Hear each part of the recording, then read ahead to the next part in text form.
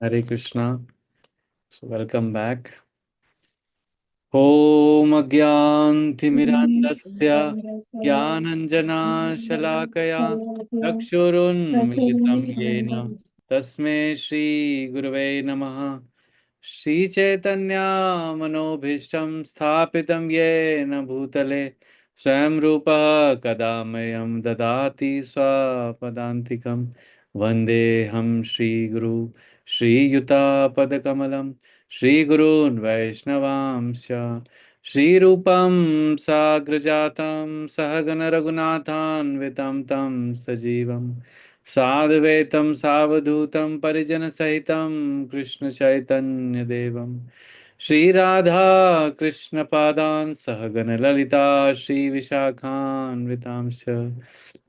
हे कृष्णा करुणा सिंधु दीनबंधु जगतपते गोपेशा गोपिका कांत राधा कांत नमस्तुते। तप्त कांचन गौरांगी राधे वृंदावनेश्वरी वृषभानुसुते देवी प्रणमामि हरिप्रिये। वाञ्छाकल्पतरुभ्यश्च कृपा सिन्धुभ्येव च पतितानां पावनेभ्यो वैष्णवेभ्यो नमो नमः।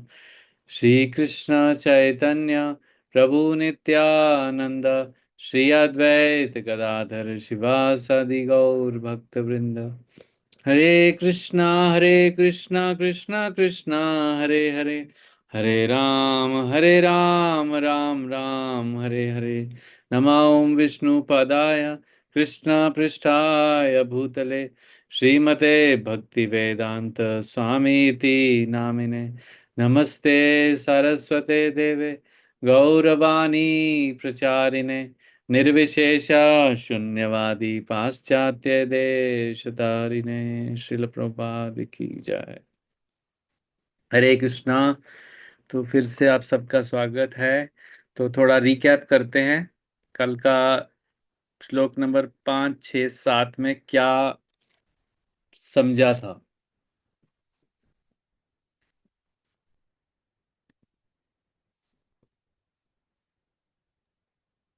एक एक प्रभु जी, पॉइंट। इसमें हमने ये जाना था कि अगर हम किसी से भी कोई कंपटीशन जनरल लाइफ में भी करना चाहते हैं तो हमें ओपोनेंट के बारे में पता होना चाहिए कि उसका कैलिबर कितना है।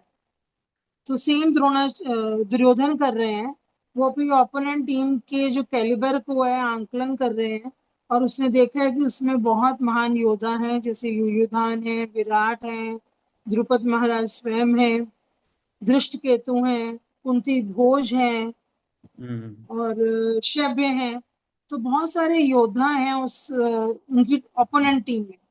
तो हम्म। जनरल लाइफ में भी यही होता है, अगर हम बच्चे किसी कंपटीशन में जाते हैं तो देखते हैं कि फलां स्कूल आ रहा है, फलां स्कूल आ रहा है, तो उनको ओपोनेंट पता लग जाते हैं कि ये स्कूल के ये बच्चे तो बहुत इंटेलिजेंट हैं, तो हमारी तैयारी उससे ज्यादा अच्छी होनी चाहिए।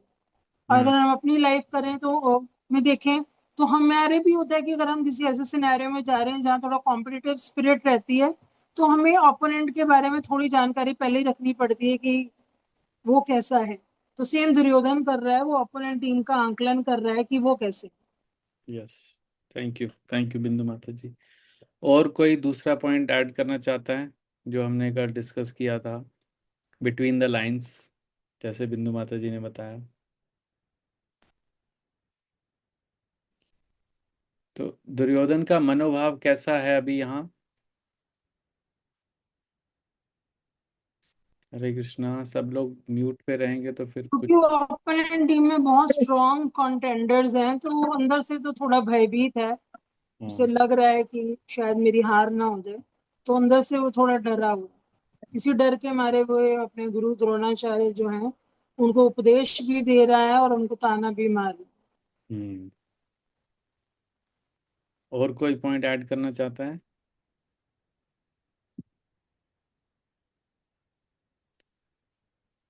ठीक है। तो यहाँ तक हमने पढ़ा था कि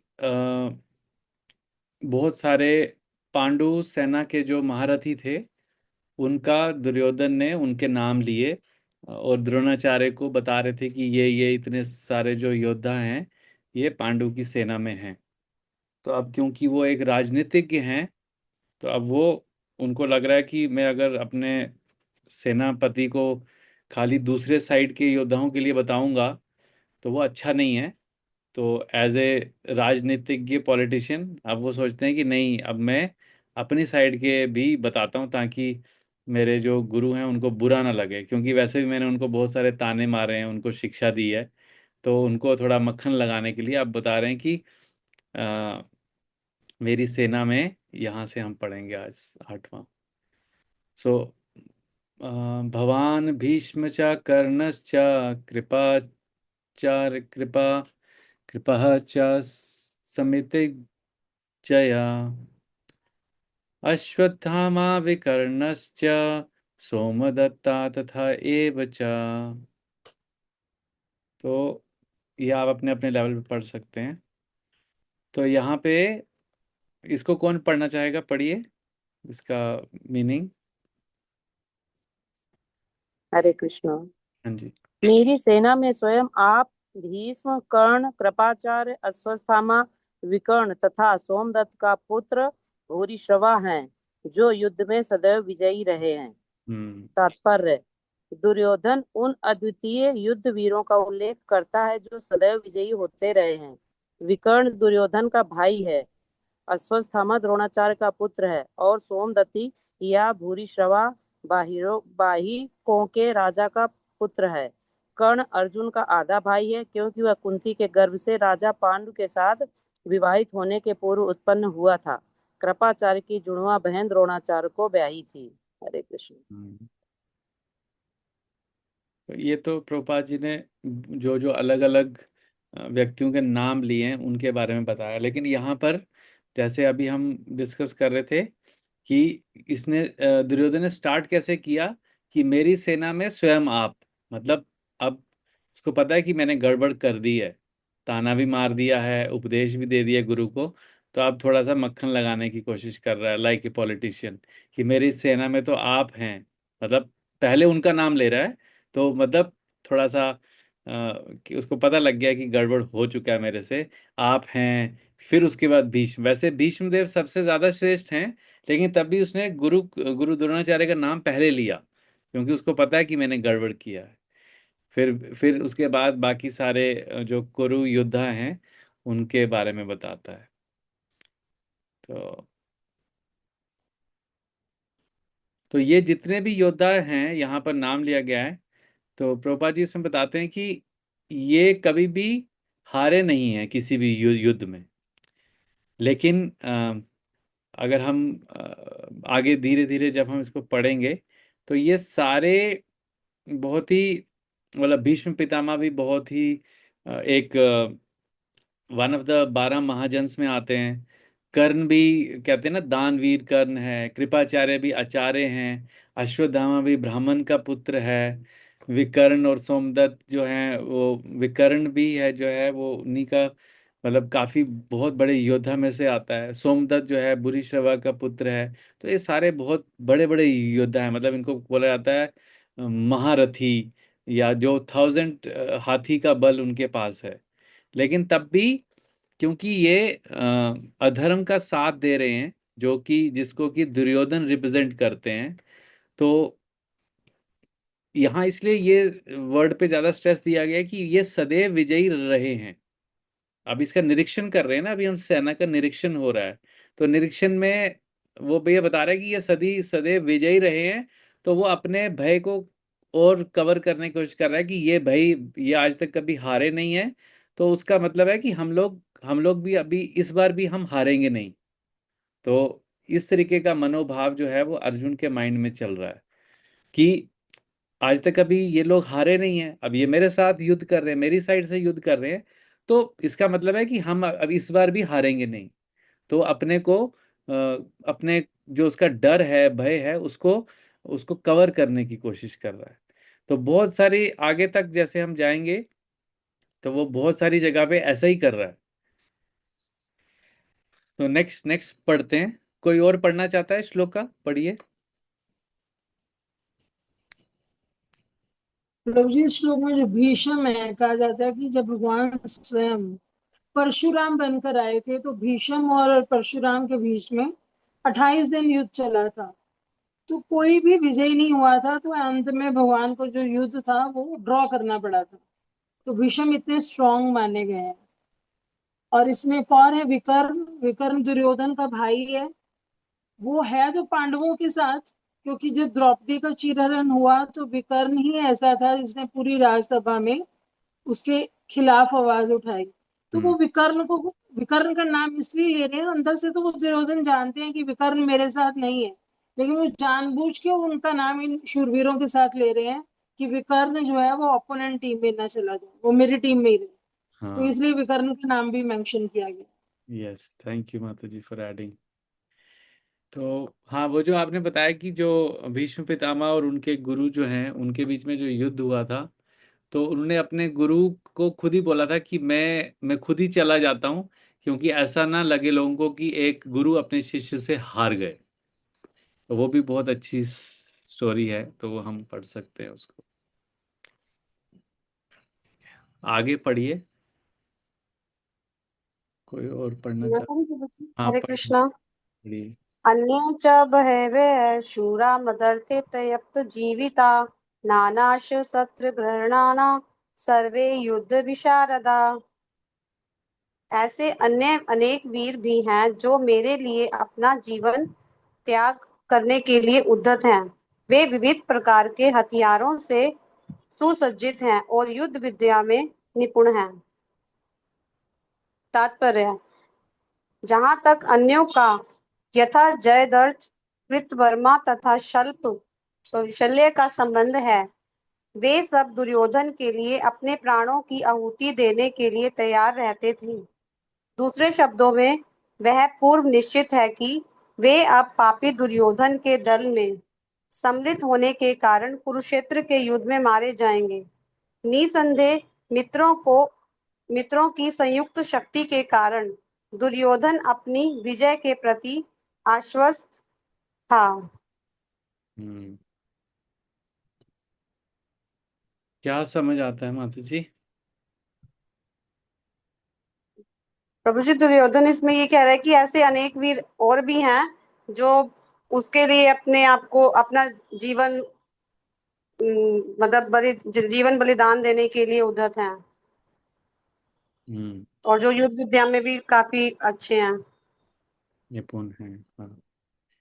तो ये जितने भी लोग दुर्योधन के साथ हैं, तो जहां तक कि अन्यू का तथा जयद्रथ कृतवंश, वह सब दुर्योधन के लिए अपने प्राणों की आहुति देने के लिए तैयार रहते हैं।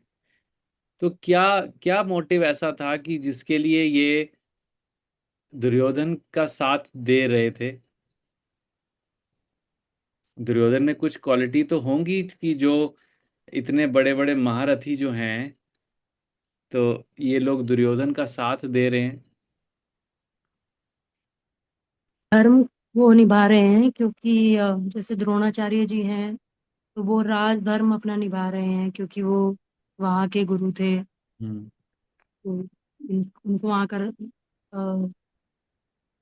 गुरु द्रोणाचार्य जी जो है वो वहाँ पे राज कुछ मतलब शस्त्र विद्या सिखाने वाले गुरु हैं आने जो। वाले गुरु थे, हाँ जी। तो वो सब अपना धर्म निभा रहे हैं जो। हाँ। तो यहाँ ये दुर्योधन के मित्र हैं सब। तो यहाँ पर लिखा है कि ये जितने लोग दुर्योधन के साथ, क्योंकि दुर्योधन जो है वो उसके उनके नाम में ही आता है ना दुर्योधन, कि वो बहुत अच्छे राजनीतिज्ञ थे। तो जो भी पॉलिटिशियन लोग होते हैं ना, वो मेक श्योर करते हैं कि सबके साथ अच्छा संबंध बना के रखें, ताकि कभी भी कोई भी काम आ जाए, मतलब किसी भी चीज में। तो यहाँ पर दुर्योधन के संबंध बहुत अच्छे थे सबके साथ, मतलब जो जिसकी नीड होती थी उसको फुलफिल करता था और उनसे अपना संबंध अच्छे से बना के रखता था। तो यहाँ लिखते हैं कि वो अपना जीवन त्यागने के लिए, बलिदान के लिए तैयार थे। लेकिन यहाँ पर प्रभुपाद जी लिखते हैं जो तात्पर्य में, कि दूसरे शब्दों में ये पूर्व निश्चित है कि अब पापी दुर्योधन के दल में सम्मिलित होने के कारण कुरुक्षेत्र के युद्ध में मारे जाएंगे। अब यहाँ पर पापी वर्ड बहुत इंपॉर्टेंट है। ऐसा क्यों?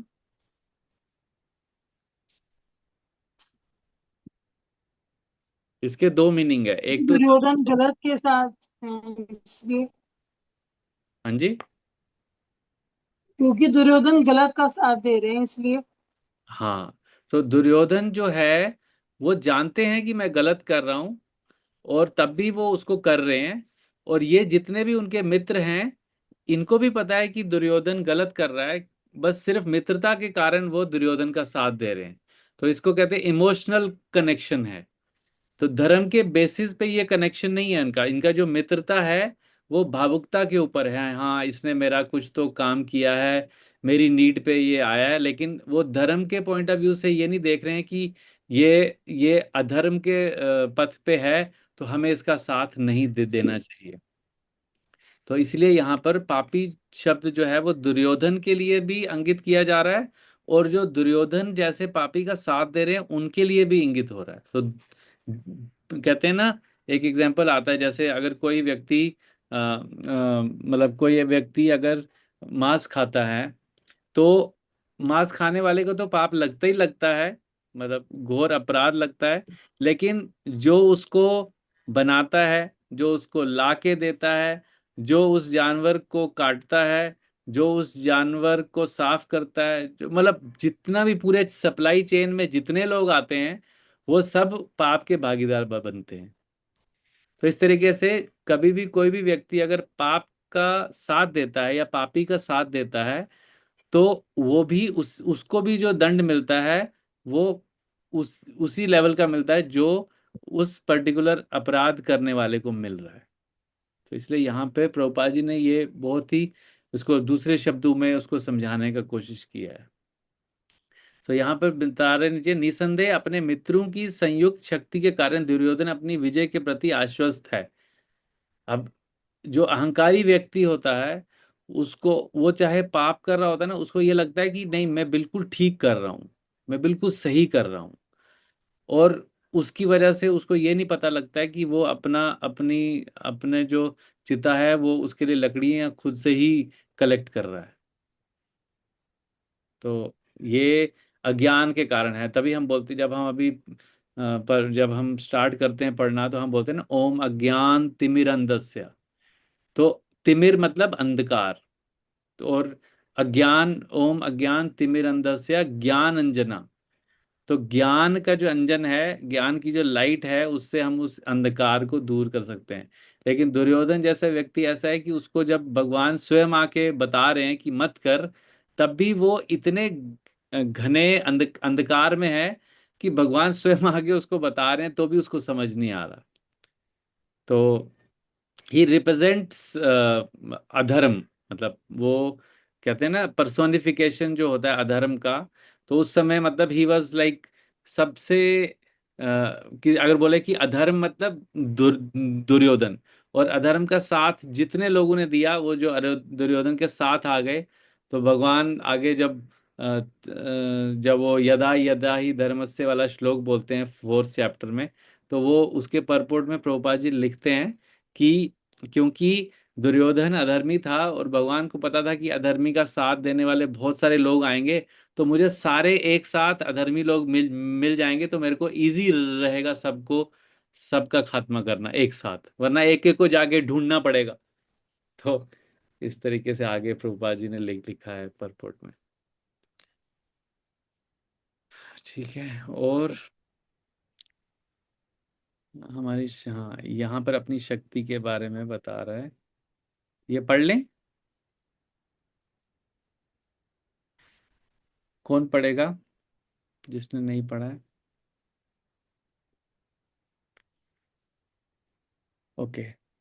अब मैं पढ़ू प्रभु जी? हाँ, पढ़िए। अपर्याप्तं तत् अस्माकं बलं भीष्म अभिरक्षितम् पर्याप्तं तु इदम् एतासां बलं भीम अभरक्षितम्। हमारी शक्ति अपरिमेय है और हम सब पितामह द्वारा भली भांति से रक्षित हैं, जबकि पांडवों की शक्ति भीम द्वारा भली भांति संरक्षित होकर भी सीमित है। यहाँ पर दुर्योधन ने तुलनात्मक शक्ति का अनुमान प्रस्तुत किया है। वे सोचता है कि अत्यंत अनुभवी सेना नायक भीष्म पितामह के द्वारा विशेष रूप से सुरक्षित होने के कारण उसकी सशस्त्र सेनाओं की शक्ति अपरिमेय है। दूसरी ओर पांडवों की सेनाएं सीमित हैं, क्योंकि उनकी सुरक्षा एक कम अनुभवी नायक भीम द्वारा की जा रही है, जो भीष्म की तुलना में नगण्य है। दुर्योधन सदैव भीम से ईर्ष्या करता था, क्योंकि वे जानता था कि यदि उसकी मृत्यु कभी हुई भी तो वे भीम के द्वारा ही होगी। किंतु साथ ही उसे दृढ़ विश्वास था कि भीष्म की उपस्थिति में उसकी विजय निश्चित है, क्योंकि भीष्म कहीं अधिक उत्कृष्ट सेनापति हैं। वे युद्ध में विजयी होगा, ये उसका दृढ़ निश्चय था। हरे कृष्ण। तो ये श्लोक का टोन कैसा है, देखो कैसे बोल रहा है कि हमारी शक्ति अपरिमेय है, मतलब इनकंसीवेबल है, और हम सब पितामह द्वारा भली भांति सुरक्षित हैं। तो पहले उसने क्या किया, दुर्योधन ने इससे एक श्लोक दो श्लोक पहले उसने पहले गुरु द्रोणाचार्य का नाम लिया कि आप। फिर उसके बाद उसको लग रहा है कि अब मैंने, क्योंकि ठीक है द्रोणाचार्य को तो मैंने खुश कर दिया, उसके बाद लगा कि अब जो सबसे बड़े तो भीष्म है, तो अब धीरे धीरे नेक्स्ट श्लोक में आप देखोगे तो उनका गुणगान करना शुरू कर दिया कि और हम सब पितामह द्वारा भली भांति संरक्षित हैं, क्योंकि भीष्म पितामह भी वहीं आसपास ही खड़े हैं जहां पर ये द्रोणाचार्य कृपाचार्य सब लोग एक साथ खड़े थे, मतलब इनके रथ आसपास थे। तो जबकि पांडवों की शक्ति भीम द्वारा भली भांति संरक्षित होकर भी सीमित है। अब ये कंपैरेटिव मोड में आ गए दुर्योधन जी। तो प्रोपा जी क्या इसमें बता रहे हैं? जिन्होंने अभी नहीं बोला है वो थोड़ा सा अपना माइक ऑन करके कुछ बताने का कष्ट करें।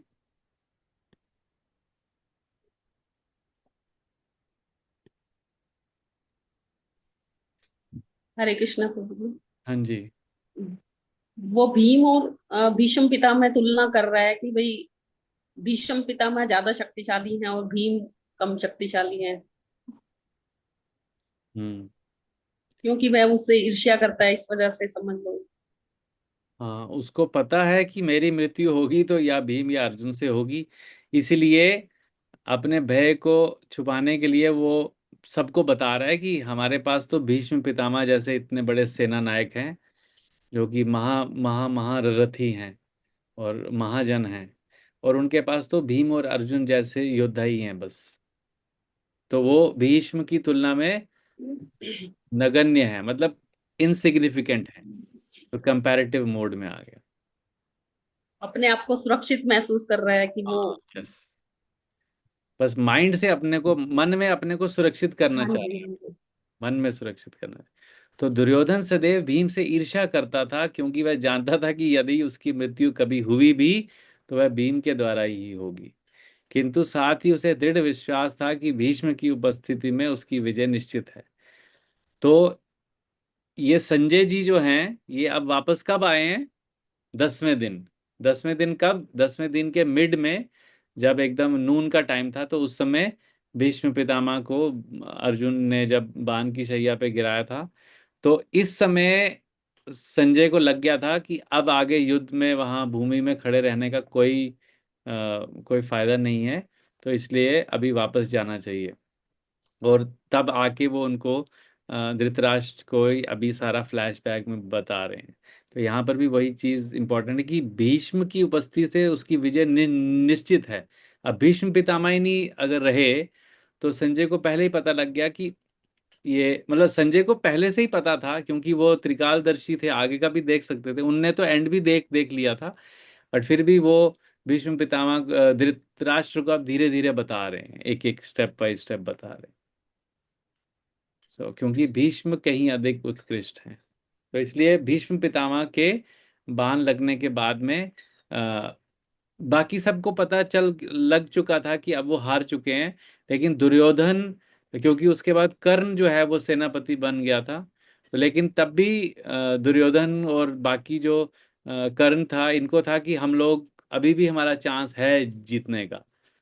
क्योंकि उनको ये नहीं था कि ये नहीं पता, ये वो मतलब उसको एक्सेप्ट नहीं कर कर पा रहे थे कि हाँ, कि हम हार भी सकते हैं। और भीष्म पितामह, उससे पहले द्रोणाचार्य का भी वध हो चुका था, कृपाचार्य का भी, सबका हो चुका था। तो फाइनली भीष्म पितामह के बाद तो मतलब ये बहुत ही एक एक व्यक्ति के दिमाग में क्या चल रहा है वो हम यहाँ से समझ सकते हैं परपोर्ट से ना, कि दुर्योधन जैसा व्यक्ति जब कुछ बोल रहा है तो वो क्या, उसके मन में क्या भाव चल रहा है, क्या थॉट्स चल रहे हैं। ये बहुत बहुत इंपॉर्टेंट चीजें हैं। ठीक है, तो मेरे को अभी तो दूसरा ये सेना नायक और सेनापति एक ही बात है? सेना, आई थिंक एक तो हो गया जो कि कमांडर इन तो चीफ है। भीष्म को सेना नायक कहा गया है, कईयों में सेनापति कहा गया है। हाँ, आई थिंक एक ही मेरे को एग्जैक्टली मैं वर्ड का मीनिंग आपको देख के बता सकता हूँ। लेकिन मुझे इतना पता है कि भीष्म पितामह जो थे वो सेनापति थे, कमांडर इन चीफ थे। और सेकंड इन कमांड थे द्रोणाचार्य। तो शायद वो सेनापति और सेना नायक उस तरीके से बताया नहीं, गया। सेकंड लाइन में तो भीष्म पितामह को सेना नायक कहा गया है, और कई श्लोकों में सेनापति भी कहा गया है। हाँ, तो ये वर्ड्स का ही कुछ होगा, but I need to check, मतलब मेरे को एग्जैक्टली अभी वो हिंदी के वर्ड्स है ना, तो बहुत साल पहले पढ़े हैं। 11वें श्लोक में भीष्म पितामह को सेनापति एड्रेस किया गया है, और 10वें श्लोक में इनको सेना नायक कहा गया। तो क्या सेना नायक और सेनापति सेम टाइटल हुआ? मुझे ऐसा लगता है यस, बट मेरे को चेक करना पड़ेगा। बट क्योंकि भीष्म पितामह ही उनके जो कमांडर इन चीफ थे, इतना तो मेरे को पता है।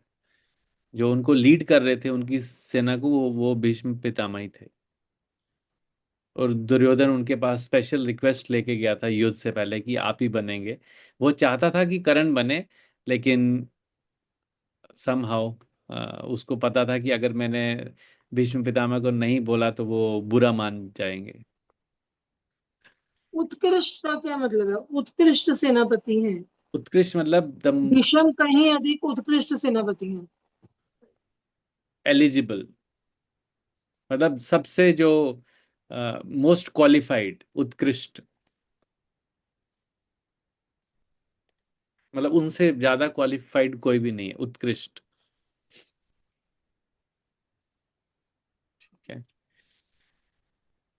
और किसी का कोई पॉइंट? ठीक है, तो Hare Krishna, thank you so much. तो हम लोग कल फिर से मिलेंगे। तो आप लोग आगे के 2-3 श्लोक पढ़ के आइएगा कल, ठीक है। हरे कृष्णा, श्रील प्रभुपाद की जय। ठीक है। हरे कृष्णा।